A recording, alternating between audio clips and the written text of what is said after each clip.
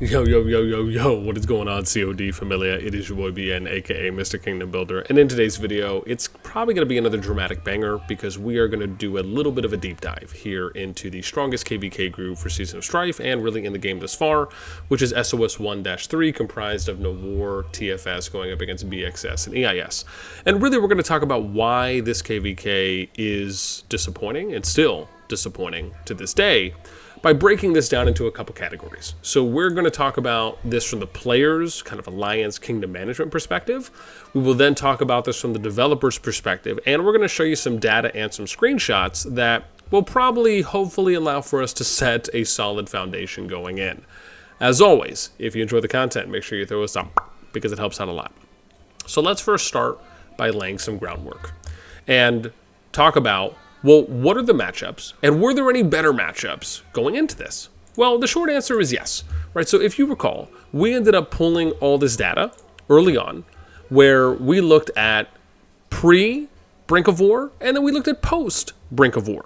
And the idea was to look at what all of the 3 or 4 matchups could have been. So the one that we obviously know now is NOIR, TFS, going up against BxS and EIS. Now, you can see here that the before and after, right, this was mainly for Brink of War. This is kind of where they are now. And you can see this is the current matchup, right? So there's 21 additional T5s, if we're just going off 50 mil plus, that are on the EIS BxS side. However, there's 75 more 100 mil pluses. And keep in mind, this was pre-Zone 1 or at Zone 1s, right? So pre-Zone 2 opening. And then you ended up having 6.162 billion more power on the NOIR TFS side. So pretty good size advantage going to them. However, if we looked at other matchups, for example, the one that I personally think would have been the best overall, and others have corroborated this or mentioned this on their own as well, is if NOIR and BxS teamed up and then TFS and EIS teamed up. And why is that? Well, the reason is because you're never going to get the numbers to be exactly the same. So what we usually like to look at is where one side has a decent amount of more T5s, but then more T5s and power, and then the other side has more 100 mil pluses. And to me, that kind of feels like if you're just going off of those 3 areas, one of the best ways to kind of balance it out-ish, if you will, right? At least based on what's available. And so in this matchup, you can see that there's 128 more T5s on the TFS EIS side. They have more power as well by 4.36 billion. But then the NOIR BxS side has 45 more 100 mil plus players. And so that I like to use is because not every single, like as you basically grow in power, you can argue that 100 mil plus or 100 mil player is probably worth 2 people compared to someone who's 50 mil. Right? Or again, if you're weighting it, you can kind of understand that as you continue to go up in power.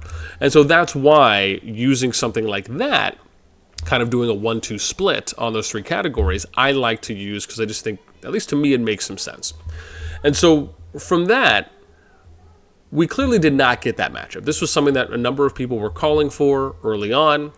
Basically, the reason why we didn't get it from parties involved, and I believe this was mainly spoken from the NOIR and the TFS side, at least based on what I had seen, and I'm sure maybe there was some others that were mentioned in there on the BxS EIS group, was in short that they just didn't get along with each other. There was no way that it was going to work. And keep in mind, most of the time this usually comes from like a management level. And we're going to kind of break that down and why and what exactly that means as well. But let's go ahead and show some screenshots, right?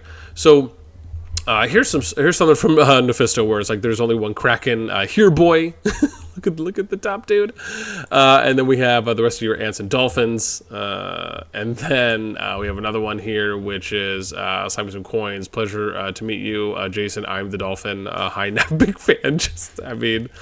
Nev saying, hey, this was like when I went in to the kingdom and I think I was asking something from some of the S5 players. And then Nev responded to me saying, tell Jason he has 1 more season to play, and that's when we finish his artistic self off. We'll say it like that. Next one, by the way, Dolphin Boy has been quiet. He's usually more outspoken than this. TFS must be wearing diapers. I am bearing TFS. We would rather lose than have an easy season. Right, this is just from some of the other players. If it is anywhere close to an easy win, we will not do it, guaranteed. Here's another one where it says, and apologies for some of these small ones, I can't really blow these up too much, but I will read them out. Our leadership has made it clear we're looking for a hard fight that will last most of the season. Keep in mind, most is more than a majority, which means, most means more than 50% at minimum. Of the season, our last season was a letdown. And this was one where it says, it's not even correct, we fighting TFS on Dragon. And then my response was, so you're stating that you would leave NOIR if Satoru allies with TFS is incorrect when it was you who said it. So again, right, I just thought that was pretty funny. I don't fare, I'd rather do a 1v1v2, which I imagine is based on the let EIS and BxS ally, right? It's basically NOIR TFS and then going up against the two, but how exactly does that work? NOIR fighting everyone this KvK, I'm more worried at enemies running than the enemy damage. So again, indicating that, right, it's a 1v3, which was actually one of the matchups that we talked about could have really been a possibility. Next season, if we get TFS, I'm okay with Jason allying everyone versus Neff. Okay, so basically kind of doubling down. We're going to run over, I think for the future pass openings, we should actually ask Jason and Sato what they think and do. We're going to run Jason over, no need to ask him. I'll send the first rally on Jason City. Well, I do need more education. Explain this non-aggression. It'll explain itself when I'm beating the shiitake mushrooms out of Jason. Okay, aggressive. And then it's, this is, what was it? Further explain, guys, allied TFS, you better than that dog. What's the earliest zone TFS and NOIR can fight each other, educate yourself? I mean, technically it's zone 3, but that didn't happen. We are not allied. Just agreed not to fight each other, right. And again, I will respectfully say the same thing, right? Because Jason knows, and I said this, and Neff and them, because I was of the same opinion in the beginning, right? It's just there's no need to call it a nap. You're allied, and then you're not going to be allied going into the final zone, right? We don't really need to call it a nap, right? Just say that you're working together temporarily or on a short-term loan, if you will, and then it'll break. We're going to fight everyone. NOIR and TFS agreed to fight EIS and BxS prior, so we can 1v1. However, it may turn out to be much more fighting than just a single 1v1 for the Dragon. A lot can change once Zone 3 opens. Hopefully, if everything goes well, everyone gets the fighting they desire. TFS and NOIR, not allies. If Satoru allies TFS, we are switching to whoever the enemy. I mean, that didn't happen. We are not teammates. He is in NOIR, I am in TFS. However, I said multiple times in different VCs, yes, we don't like each other, but when he is not being toxic in World Chat, I do not mind him. And I will say this about Neff too as well. Every single time I've talked to him in VC, Neff has always seemed, pretty chill. Outspoken at times, but, pretty chill, right? Someone that you would, be cool just kind of hanging out and having a beer with, so to speak. And someone like Black Adam or Shazam, as some people know him, like I've talked to him a couple times in VC, and again, people have their thoughts and opinions about him. But when you're just hanging out and talking to him, in VC, he actually is, I would say, somewhat of a chill dude. I really haven't had any kind of like crazy moments in VC with him, at least thus far. So again, right, it just kind of shows, I guess, two different sides of, at times what you might see via text and then what you might see via voice. And then I love that everybody was going crazy over the NAP agreement. Then we are on opposite sides, and the NAP agreement was useless. Well, at least up until Zone 3.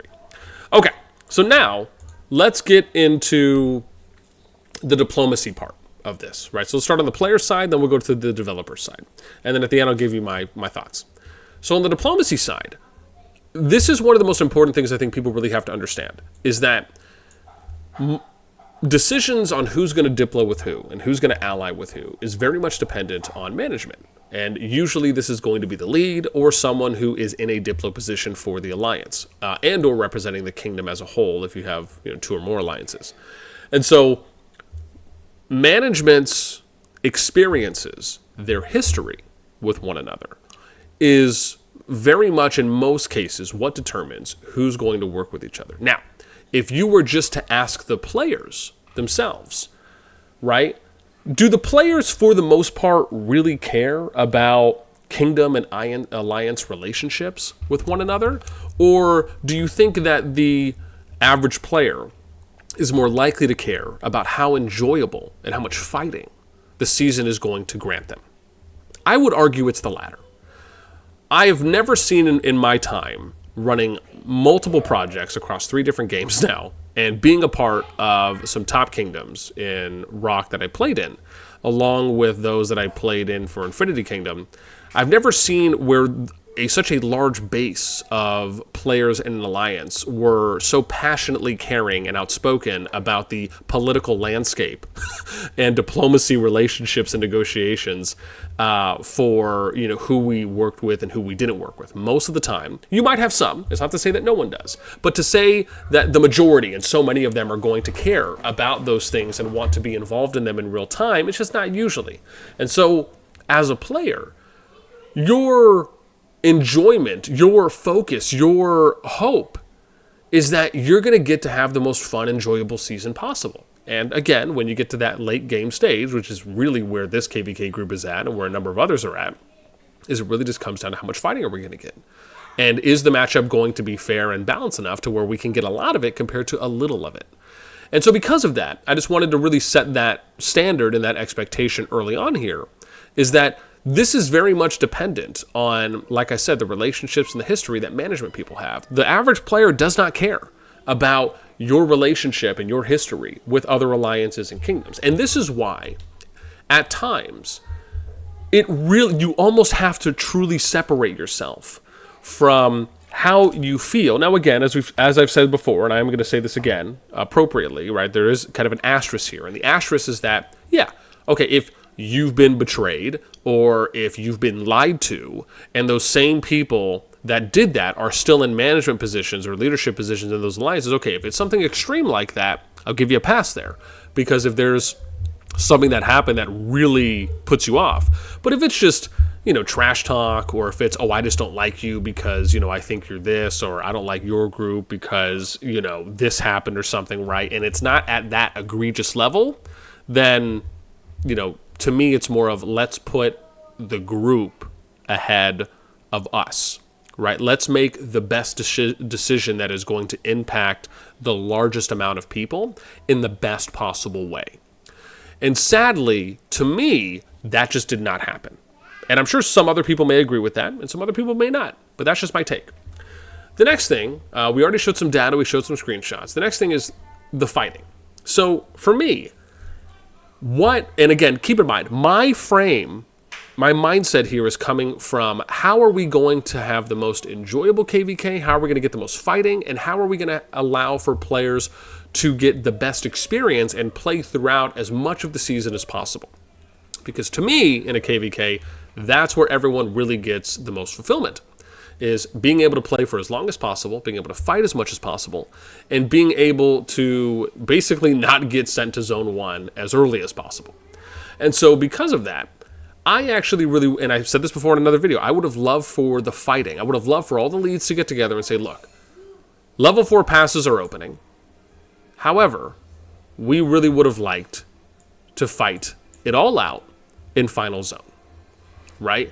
And then whoever gets pushed out of Final Zone can then go and start attacking. Like, once someone gets pushed out or once someone is a victor in Final Zone, then you can start pushing through the level 4 passes. Personally, I believe that this would have allowed for one, more fighting, longer lasting fighting, and more enjoyable fighting by all parties involved, and also would have increased the level of engagement and participation in fighting, because then you're not sitting there having to defend either 2 different passes in real time, at least that early on. And also, it allows for everyone to kind of build up, store up a lot more, save troops. Now, yes, would it have created a situation where people would have needed to wait a little bit longer until the FZ, given the fact that a number of people, namely NOIR, wink wink, and I'm sure some TFS people, were just chomping at the bit, wanting to get some PvP in as early as possible? Sure. But then you have to weigh out your short-term view, right? Like your short-term quick battle versus a long-term, longer-lasting battle. And to me, it's just a no-brainer. But at the same time, I can also understand how, for some people, there is a level of impatience, if you will. And I don't mean that in a negative way. I mean that in a realistic way because of how long people have had to wait already to do fighting. But I weigh this out on you being able to have a little bit of fighting if you fight it out in Zone 3, which is exactly what happened, right? There was about 3 days of just hardcore fighting, and then it's over. Versus what could have been 2 to 3 times as long, if not more, if we just waited to fight in Final Zone. Or I'll just say longer, right, than what did end up happening. And then we get to the next one, right, that we talked about, which is this kind of idea of like allowing emotions to affect the few, right? And this goes back to what I was saying about how when you think about diplomacy and who's going to get matched up with who, in leadership, it's they're thinking about the people that you deal with on a regular basis, where the regular member isn't really going to be impacted on that, right, or really privy to that information, right? They're just only going to know what the end result is and the action that comes out of any conversations if they did or did not happen.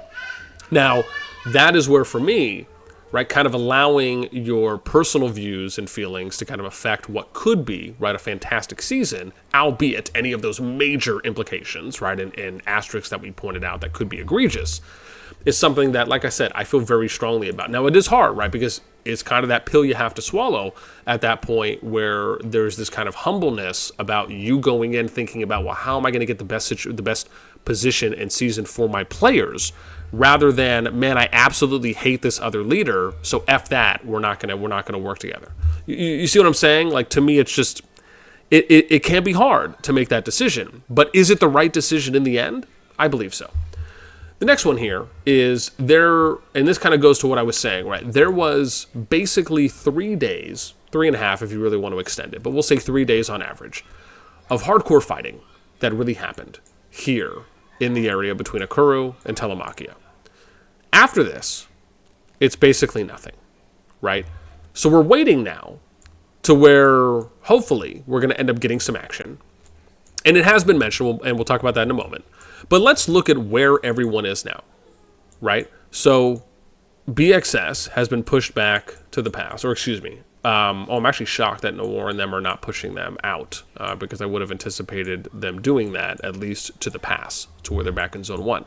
However, if we go up to EIS and EIL, you can see they still have territory. So TFS hasn't pushed them out, or AFS hasn't, at least in Zone 2. But they have been pushed all the way back to their passes here. And then obviously there's some alliances over here, but it doesn't look like they're getting pushed at the moment. So, respectively, you have EIS that basically is in like 1.5 zones, and BxS has pretty much been pushed back to their Zone 1 for the most part. Now, the fighting in the FZ, right, and I say that because now you have pretty much, now again, BxS and EIS and EIL and SXB, right, they could still resist, right? They could start attacking these alliances, NOIR, TFS, etc., when they start fighting in FZ. That could happen, right? They could start just, doing however much they can to try and get a little bit more fighting out of the situation and kind of, disrupt any of the FZ fights or battles that may or may not happen between TFS, AFS, and NOIR. But what we've heard is that the expected fighting is going to happen on August 20th. So that's in 2 days from now. Whether that's at reset or when the Augerstone finishes, at least as of recording this because it's on the 18th, right? I'm saying about 2 days from now, is when they're going to fight in Hollandale. Now, once the fighting starts, there is about 16 days left in the Augerstone for once we get or complete the last Augerstone chapter. So you could say 16, 21 days, right? So about 3 weeks left in the season. Now, could we potentially still get a decentish season if TFS and NOIR go all out and they end up fighting for, I would say, no less than a week? Okay, that's something that I would accept, right? That I would take. And I say that because the standard, like we've talked about before, has already been set so incredibly high by these two alliances themselves when they ended up fighting in Bellar in Season 1, and we ended up seeing what was just a phenomenal season, right? We saw about 3 weeks of fighting from them nonstop, but they still sprinkled in PvP and skirmishes throughout the end of the season once they got the final zone. Like, it was amazing. And to me, that's the standard. That's the expectation, right? Is being able to fight longer than less. Now, I'm not saying they need to fight for the entire season going hardcore, right? We do need to have some realistic expectations because they have been fighting already. However, if they can fight for that long after doing some minor fighting up until the FZ in Bellar in Season 1, even though it wasn't as much as what happened in Zone 3, here, I still expect for there to be more than 3 days of hardcore fighting. And like I said, my view is I want to see at least double that, or around at least double that, right? So 6 to 7 days, but really more so 7 is what I would expect. If it's 3.5 or less, 4 or less, I don't know. Like that to me is just, it would probably be below a decent showing. And again, that's looking at things objectively while also understanding and taking into account that they've already done some fighting. And so, now let's get to the developer side. So the developer side for me is, number one, the fact that they allowed for level 4 passes to open before level 5 passes is respectfully the wrong decision, and what drastically impacted this KvK group to not be the best that it could have been. In addition, it also is them losing money on the door, because what are some of the things that impact money the most? Well, it's fighting, right? It's purchasing resources, it's buying bundles, it's doing one of the other wink wink things that you can do for resources. You guys get it. And all of these things factor into, Evelyn, go on out, please. All of these things factor into how much you're going to potentially spend on the game during PvP. And in order to have an opportunity to spend for PvP, there needs to be PvP that's happening, and more importantly, long-lasting PvP. So the fact is I very much hope that this gets changed, and we see the level 5 passes open before the level 4 passes do. Now, you want to open the level 4 passes 1 Augerstone chapter or 2 Augerstone chapters after the FZ. I think it probably should be 2 Augerstone chapters, in my view, but I'm okay if it's 1, but I would like for it to start out as 2, and then you see how things play out. And then you can still open the level 3 passes, right? So you have your fighting in here. But again, it would be level 3 passes open, and then it would be level 5, and then 4. Now, if you want to switch these up and have this be level 4 and have this be level 5, I'm totally okay with that as well. But the fact is that we should not be having Zone 3 fighting happening, because this is the exact same thing. Leave the light on, please, sweetie. And then head out. I'll be right there. And the thing is that this very much reminds me of what happened in Infinity Kingdom. For those of you who may not be privy to Infinity Kingdom maps, well, the challenge is basically just take this map, except you could go in to other people's Zone 1s like you could in the first season of Tamaris, and this was before the changes, right? So for the OGs out there, if you remember in Season 1, during beta for Call of Dragons, you could pass hop throughout every single one of the Zone 1s and go all the way around the world and basically take over and kill an entire kingdom by just going and hopping from pass to pass, from zone to zone, killing everyone and taking everything that you'd want. Obviously, you know, with understanding that there are road restrictions, etc.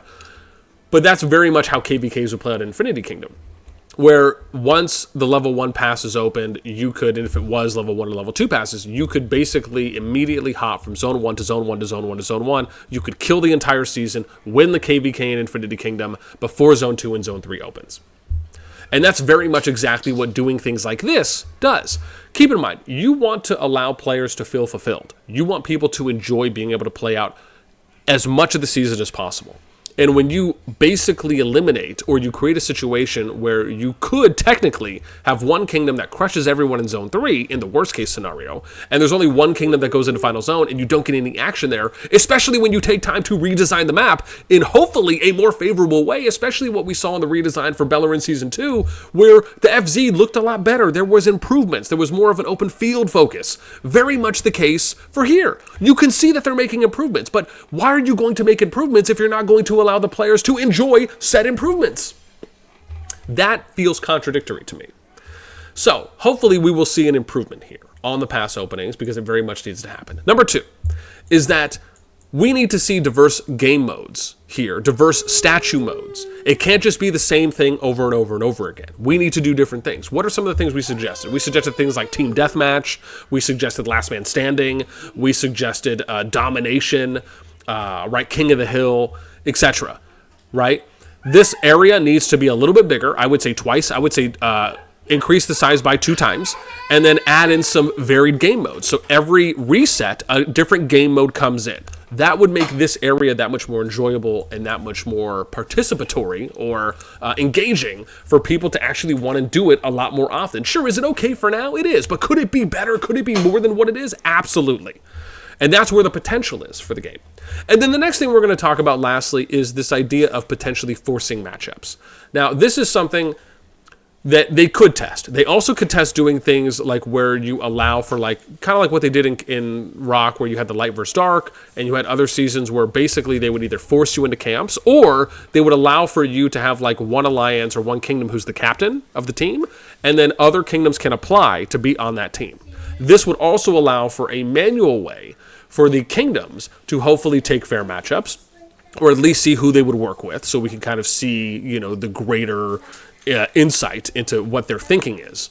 But those are kind of two things that could be done. We could either see them do forced matchups, or you do something like that where you kind of appoint a captain on a team, and then kingdoms get to apply to those teams, and then we can kind of see matchups happen in that way. So those are two other ways we could see things done, and I will be very interested to see if they decide to go forward with something like that, because at the end of the day, even though this is not completely on the developers, I would actually argue this is more on the players, specifically more on the Kingdom and Alliance managers, than it is on the developers. But it doesn't mean that there are not some opportunities that the devs have. And so, to me, at the moment, and we'll see how things play out in the FZ, I will say that it is still a very lackluster and very disappointing group. It just has been. Or KvK showing, at least when it comes to the amount of PvP that we've seen, right? We saw, what, less than 10 hours, less than 8 hours of PvP that happened in Sophrostia between TFS, AFS, and BxS and SXB.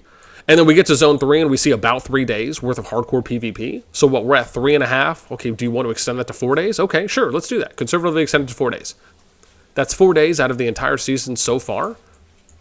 And if there is like 20 days left, that's what, 4 days out of 30 days of fighting? That's not a lot.